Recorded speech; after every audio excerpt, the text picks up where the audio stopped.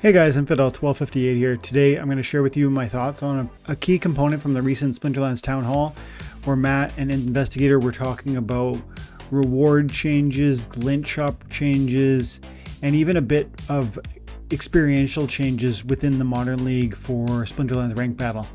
There's 5 key changes that they noted. I want to hear what Matt has to say about them, and I want to share my thoughts on them.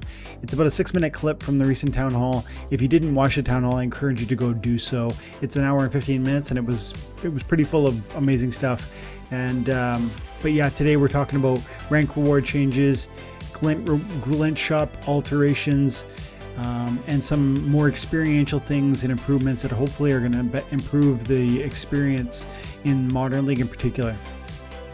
If that sounds interesting, stick around, stay tuned, like and subscribe.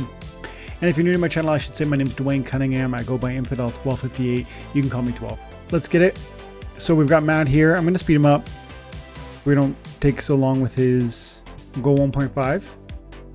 There's like 5 different updates that we're starting with for the rank rewards and glint shop. So one that went out this Tuesday was removing the 1x minimum multiplier for staked SPS. So going forward, if you have 0 SPS staked, you will get 0 rewards rather than like a 1x minimum multiplier. And this, that's change number 1, the SPS modifier. It had been set up where whether you had 0 SPS or not, you were still getting a 1x multiplier on your returns. And that's not going to be the case anymore. It's now officially 0, and you'll need to stake some SPS to receive rewards.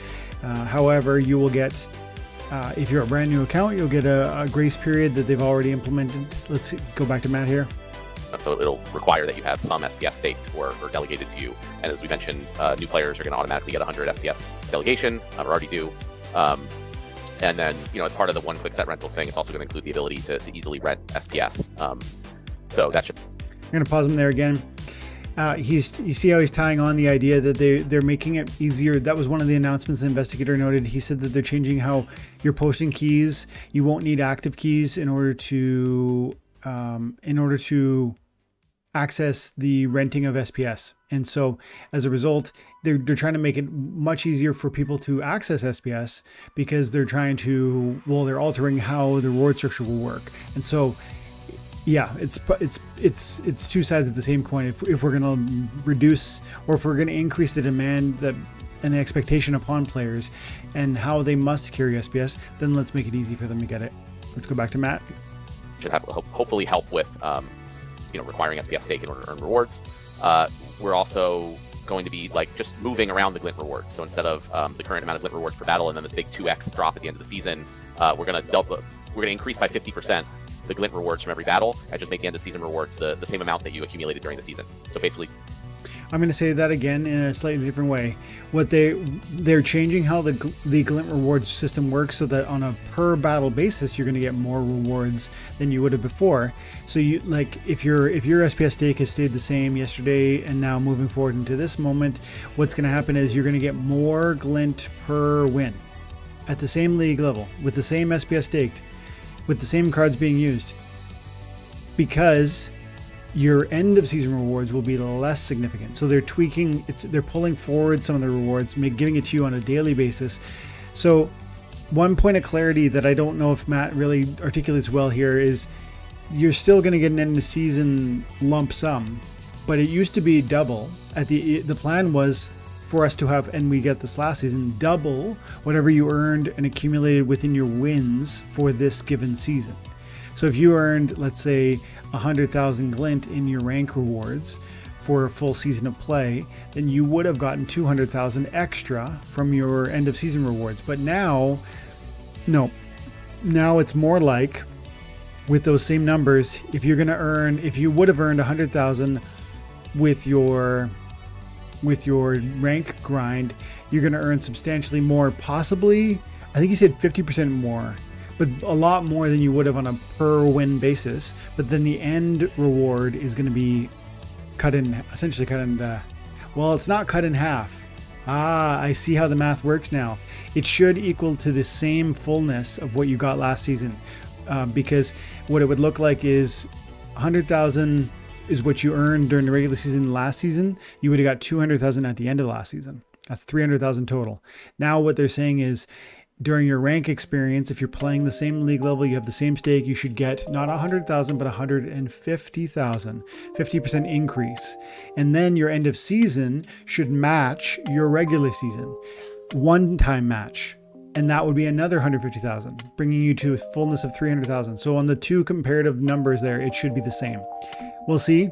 But I would say I don't really know how meaningful that change is. I get the feeling that's intended to give you a more satisfying, let's say, satisfaction on a daily basis when you get a certain amount of glint for battling. Maybe you can afford more draws on a daily basis, and theoretically that might be more satisfying. I bet that's why they made that change. I don't know really if that's going to matter at the end of the day, but then some of these other changes will. So let's let Matt continue, because he's going to talk next about. He's going to finish mentioning the glint reward changes, but then he's going to move into guaranteed rarity card draws, which is an interesting point. Let's let him speak. It just spreads out your glint more across the battles over the season, rather than as big of a dump at the end of the season. Investy mentioned not allowing starter cards to be used in wild format. Next week on Tuesday, we are planning to add rarity card draws to the glint shop, so you'll be able to buy a card draw that will give you a guaranteed common, rare, epic, or legendary card. Specifically, and then there'll be different limits, so it won't just be a limit of 10 of each of them before the price increases. So common, I think, will have a limit of 400 that you can buy before the price increases, and that will decrease for the higher rarities, and obviously they will be higher cost. I mean, a guaranteed legendary card will be costed appropriately. So we've talked about this. Many people have talked about this. I think this is a great idea. People get sick and tired of paying for an expensive draw and then finding that they're only going to get a common card, which is possible, right? Even the best draws, if we go over to shop, even the reward shop, even the best draw, which is the master draw, it has an opportunity, look at this, to contain a 68.8% chance that it's going to be a common card, 20% chance that it's rare, 8% epic, 3.2% legendary, and 6% gold foil. So you could spend 5,000 glint and get one common regular foil card, and that would be disappointing, but it's not, entirely unexpected. And so that people say it's frustrating if I'm going to spend that much glint. I really only want to spend big amounts of glint if I kind of know what I'm doing, or I know what I'm getting. So this is modification number 1 to the reward draw options. There's guaranteed rarities that you're going to be able to pick from. I think that's going to be a cool selection. I think some people will do that, maybe particularly with certain cards, like, everyone talks about, what's it called?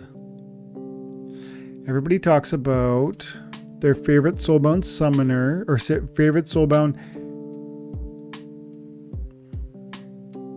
The summoners are going to be a 1. So I bet people buy a lot of the rarities. They'll buy a lot of the rare draws, I would imagine, because you'll want access to the summoners. If you don't have maxed out summoners, that would be something most people will want. But I think obviously Iziar, that's who I'm trying to remember, is going to be one of the ones that really draws people's attention. Iziar getting that max level. Frankly, for me, any legendary cards at all would be preferable. As you can see, I've got Phyrexia max level. I have Soriel not max level, Kulu level 3, Musa level 4, Teresa's Hulk 3, Ava 4, Avis 3, Iziar 3, Skok 3, Uset 4, Barracks 3. So I'm and Drybone level 3. I am 1 or 2 BCX away from finishing all of my legendaries. So yes, for me, for sure, I will buy 10 or 20. I'm going to probably buy a few of those legendary guaranteed draws. And then it would make sense to come through and look at your epics and see what, if you really wanted to see get maxed out, and how close are we. But for me, those will be a no. For me, it'll be a focus on the rare and the legendary. And now let's go back to Matt and see what else he has to say. And then a little bit later, we are planning to replace the current random card draws with more of a loot chest type thing, similar to what we had in the past. That will have, a whole assortment of different random rewards. That could be reward cards, it could be other things. This is the big one. I'm going to interrupt for just a moment. He's going to continue forward expanding on that idea, but I just want to really say this is a really important modification. It's not just a card. He's talking about a chest that's more like what we used to pull, but actually it might have some really fancy rewards. Let's just listen to some of the examples he gives. including like a jackpot reward. So we're basically going to make a sort of like fund in an account of just like bigger and more exciting rewards like titles, old packs like alpha or beta packs, just like, it really could be any asset in the game. That could be those like jackpot rewards that you'll have a chance of getting in those chests, we'll call them. And there'll be a few different levels. So there'll be like a low level chest, like a bronze type of chest that will have a very low chance of getting the jackpot rewards, and a champion level chest that will have a higher percent chance. So in a couple weeks, we'll have those. And that's basically based on community feedback. Some people want more specific reward cards, and some people want, more of a lottery type system with random stuff. So we'll offer both. So they're going to offer both. Some people want specific, I want legendaries only. Some people want more random stuff, so they're doing both. And I'm just going to reiterate some of the things he said there. So these chests will be implemented within a couple weeks, he said. He said they'll probably contain like soulbound reward card options, but they'll also have things like titles, alpha, beta packs maybe. He said that they would fund sort of an account that would be sort of paying these out, I think. And there'll be various levels of these chests, so you can buy like a cheaper one or a more expensive one, give yourself better odds in some of these big things. Maybe they'll put things like plots of land in there. Maybe they'll put things like, maybe you could put max level cards in there. I don't know. Maybe you wouldn't do that, but you could. I think your imagination is the limitation on something like that. So that's pretty cool. That'll be a fun way to play probably, right? That'll be, I think people will want to draw those sorts of things, maybe even more than the guaranteed rarity card draws, because once you satisfy the legendary cards you need or the epics you need, you're going to want to try some chests that could be something crazy, but might be nothing, might be cheaper per from a glint payout perspective, I would imagine. And then there's one more thing he's going to talk about. It's a quality of life improvement around bots and the implementation for match liquidity. Let's hear it. Both of those options, and then players can choose, or you can buy all of them. And again, the hope is to just keep adding more and interesting stuff to the Glint shop over time. So those are kind of the upcoming plan changes over the next few weeks to the rank reward system and the Glint shop. We've also, just a quick update, we've started running about 300 bots, I believe, now in Modern League across a few different services, a few different third-party services that are running the bots. So we're kind of going to see how those work. And then assuming that all is going well, my hope is to add more until we have more match liquidity at lower levels of play in Modern League. Also, Siler, who has joined the team to help with the fair play policy. I'm going to stop him there. That is a big piece of information. 300 accounts have been queued up and are actively playing within the Modern League only, and at various league levels. I would imagine that they're playing at lower league levels, but he didn't specify. He didn't talk about how much collection power they have or what league level, sort of, are they playing at 2000 RP or 3000 RP? It's probably smaller accounts, I would imagine. And frankly, it's those lower league levels, I would say bronze, silver, and gold, that every league needs more liquidity. But I would argue if we can satisfy some of the league liquidity in those areas, then probably bigger accounts climb quicker and stay out of the way. I would imagine. Maybe I'm wrong about that. I hope this 300 bot is like a bit of a test, and if, depending on the success there, maybe it becomes 3,000 bots, because frankly, a few different things about these bots. One, it's an amazing customer service because it is going to provide matches far quicker. Two, it should allow teams, your deck, my deck, every deck, to reach the level that we are sort of accurately capable of playing at. If we were to have access to people with, moderate decks and not just run into brick walls of like, the best of the best, which is often who we're playing against, because there's only like a few hundred people playing in Modern League, and therefore you often get matched against the best of the best.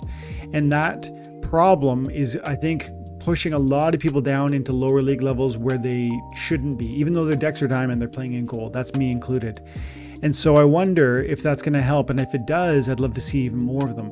And plus it has this double powerful benefit, not just of providing match liquidity, but of actually allowing the team to give a function for some of the card assets that either they already own or that they are going out and buying in order to provide that service. Why is that a good thing? If it costs something, why is that a good thing? Well, it's a good thing because card assets, generally speaking, go up across time. Now, I think everybody and their dog is convinced cards will never go up again, but I'm not with you. I'm still firmly in the camp that cards will go up across time, even Chaos Legion. And I know that there's a minority of people out there that believe that, but frankly, if we create hundreds or thousands of accounts that are utilizing those, how can they not go up in price? Plus, if we see a satisfying rank experience that invites people to play at the league level that they're capable and gives them an opportunity to win and earn substantial, significant rewards, let's say meaningful rewards, which is what I would argue is being doled out right now, then I think you see more players come. And if more players come, there's more card demand, etc. So I think this could be good for the company in a couple respects. One, as a customer service. Two, as a long-term investment. But time will tell. So that's 5 updates that they're making to the rank experience. The SPS 0 is the 0% bonus is now what you get if you have no SPS. They're changing Glint rewards and how the Glints are paid out.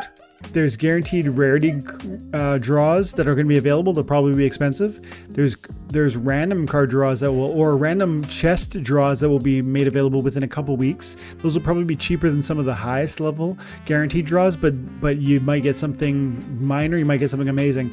And finally, they're queuing up a bunch of bots to increase match liquidity. Those are 5 amazing changes that are being implemented right now that were just revealed in the recent town hall that I'm excited about. Which of these, if any of them, are you thinking is going to move the needle in the biggest way? To me, I'm convinced that there's going to be something very positive happening from bot implementation. Remember, those bots are not claiming any rewards. They're just providing match liquidity. I think that's going to be a really quality of life improvement. And when we talk about player experience, that to me, that really fits in that niche. Let me know in the comments below what you think, and have an amazing day. God bless.